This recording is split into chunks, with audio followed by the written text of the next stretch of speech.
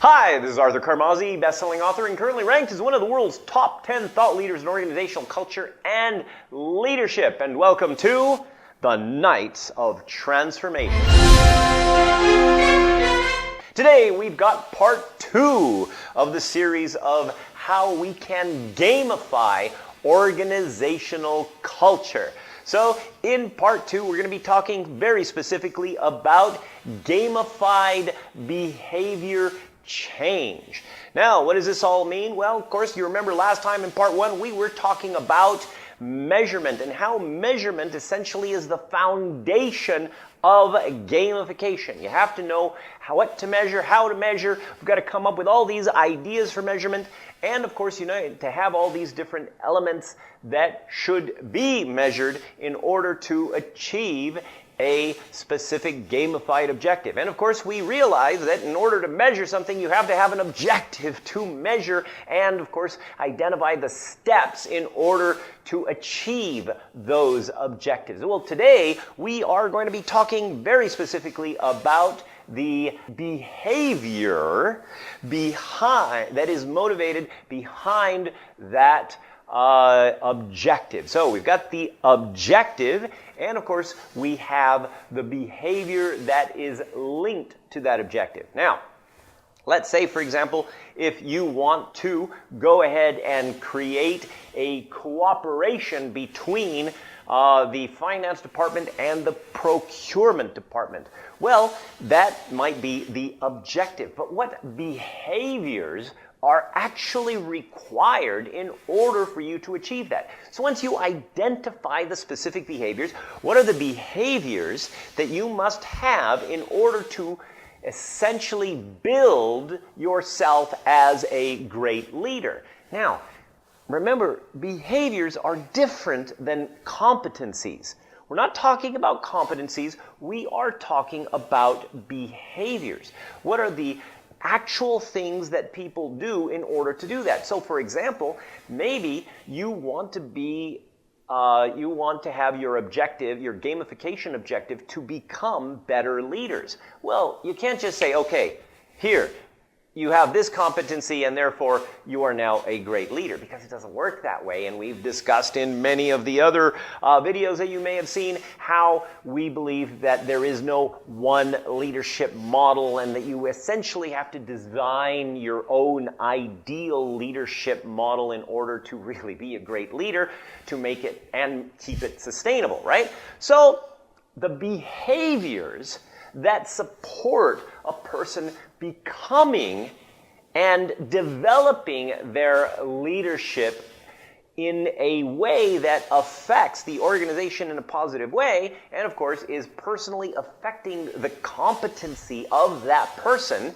Okay, now remember, all competencies are not created equal, and the perception of how good a competency is very biased up to the person who is perceiving that.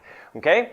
So, first thing we got to do is get a benchmark. What are the specific benchmarks for the behaviors? If you want to be a good leader, what would be a specific benchmark of behaviors? What do people who want to develop their leadership skills successfully do in order to develop that skill? So what is the benchmark? So you might say, well, first thing you got to do is be able to listen. Well, okay, listening, but how long? How long do you listen? What about, those people that just like to talk and talk and talk and talk? And it's like, okay already, right? So there is limits and benchmarks to the specific type and listening, and when a person needs to more or less find a way to interject and move forward towards an objective, right? Okay, so identify the benchmarks, okay, make sure that the expectations of those behaviors are already there. Now, of course, we know that gamification, you can actually gamify behaviors, but in order to do that, you need to identify the motivators behind it. So we're not talking about just creating a thing that says, oh, okay, well, these are the behaviors, but what motivates those behaviors? Because if you're going to create a gamified structure, it's about motivating people to take those behaviors. Because you can tell people, I mean, look, how many times have you told people, don't be late?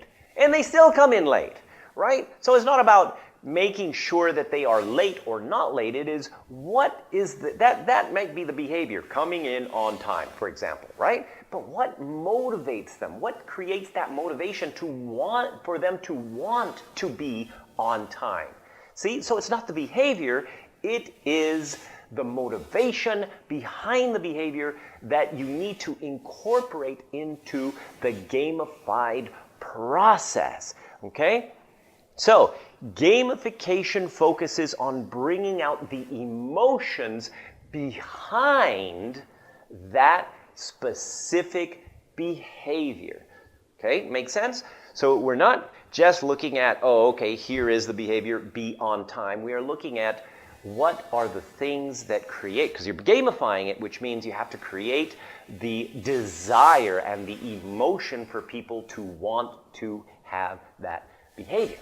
Okay? Not just to reward the behavior itself, but to elicit the motivations behind it. And, of course, we are going to be talking about the motivation side in part 3 of how to gamify organizational culture. So stay tuned for the next video on how we can actually use motivation strategies and the directive communication psychology emotional drive model to gamify behaviors and develop an awesome corporate culture. And of course, if you want to know what your culture is, are you having an awesome leadership enriched culture, or are you kind of down at the bottom in a blame culture? Go ahead to cultureevolution.com and take the test for free. So this is Arthur Carmazzi wishing you great success.